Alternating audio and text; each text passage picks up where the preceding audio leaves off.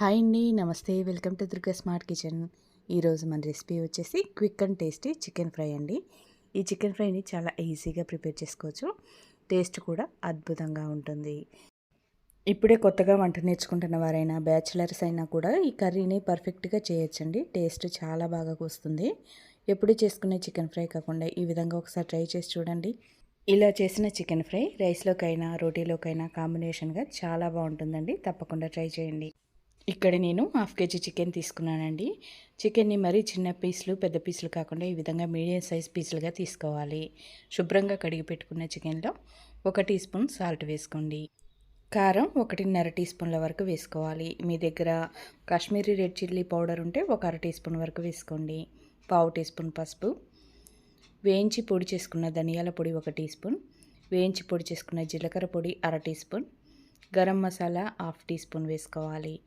ఒక పెద్ద సైజు ఉల్లిపాయని ఈ విధంగా పొడవుగా కట్ చేసుకొని వేసుకోండి. 2-3 పచ్చిమిర్చిని సన్నగా తరిగి వేసుకోవాలి. 2 రెమ్మల కరివేపాకు వేసుకోండి. ఫ్రైకి కరివేపాకు ఫ్లేవర్ చాలా బాగుంటుంది.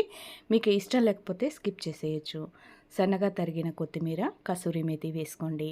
మీ దగ్గర ఫ్రెష్ మెంతికూర ఉన్నట్లయితే తప్పకుండా వేసుకోండి. టేస్ట్ చాలా బాగుంటుంది. 1 నిమ్మకాయ రసాన్ని పిండుకోవాలి. ఇప్పుడు 1 టేబుల్ స్పూన్ నూనె వేసుకోండి. వేసిన మసాలాలన్నీ చికెన్కి బాగా పట్టే విధంగా ఒకసారి బాగా కలుపుకోండి. ఈ విధంగా చికెన్ మొత్తానికి మసాలాలు ఒకసారి పట్టించుకున్న తర్వాత 1 టేబుల్ స్పూన్ ఫ్రెష్గా రుబ్బుకున్న అల్లం వెల్లుల్లి పేస్ట్ కూడా వేసుకొని చికెన్కి బాగా పట్టే విధంగా కలుపుకోవాలి.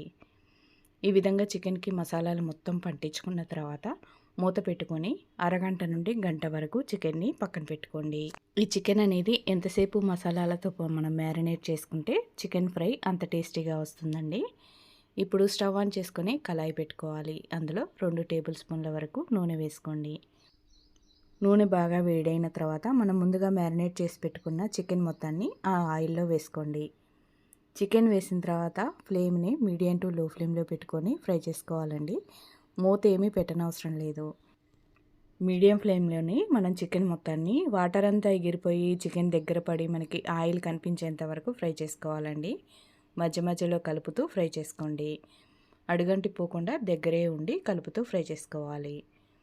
ఇక్కడ చూసారు కదా, మనకి చికెన్లో నుండి వాటర్ అనేది బయటకు వస్తుందండి. అదంతా ఎగిరిపోయి మీకు ఆయిల్ కనిపించాలి. ఇక్కడ చూస్తున్నారు కదా, ఒక 10 నిమిషాల తర్వాత మనకి వాటర్ అంతా ఎగిరిపోయి మనకి ఆయిల్ అనేది కనిపిస్తుంది కదండి. ఈ టైంలో స్టవ్ని లో ఫ్లేమ్లో పెట్టుకోవాలి. లో ఫ్లేమ్లో పెట్టుకొని చికెన్ అనేది మీకు ఎంత క్రిస్పీగా కావాలో అంతవరకు ఫ్రై చేసుకోండి. ఈ విధంగా కలుపుతూ ఫ్రై చేసుకోవాలండి, లేకపోతే అడుగంటిపోతుంది, కూర టేస్ట్ అంతా మారిపోతుంది. ఇలా ఫ్రై చేసుకున్న తర్వాత సన్నగా కట్ చేసిన కొత్తిమీర వేసుకోవాలి. మీకు ముందు చూపించిన విధంగా ఉప్పు కారాలు వేసుకున్నట్లయితే కరెక్ట్గా సరిపోతాయండి. తర్వాత మీరు ఏమీ యాడ్ చేసుకోవాల్సిన అవసరం లేదు. చికెన్ చూసారా ఎంత బాగా ఫ్రై అయిపోయిందో. ఇప్పుడు వేడివేడిగా రైస్తో కానీ రోటీతో కానీ సర్వ్ చేసుకోండి, చాలా బాగుంటుంది. పప్పు సాంబార్ చేసుకున్నప్పుడు సైడ్ డిష్గా కూడా చాలా బాగుంటుంది. మీకు ఈ చికెన్ ఫ్రై నచ్చిందండి? నచ్చితే తప్పకుండా మీరు కూడా ఒకసారి ట్రై చేసి మీకు ఎలా వచ్చిందో నా కామెంట్ రూపంలో తెలియచేయండి.